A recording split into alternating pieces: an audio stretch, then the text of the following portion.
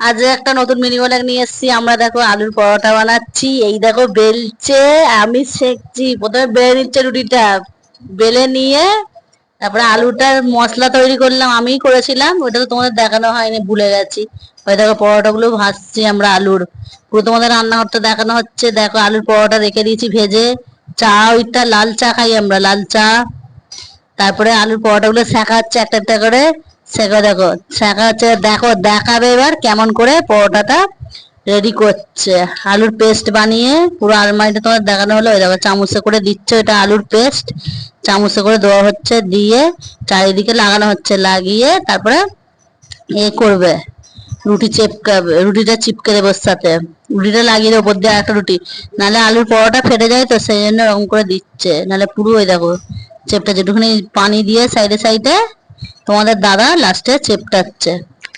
ওই দেখো হাত দিয়ে হাত দিয়ে হাত দিয়ে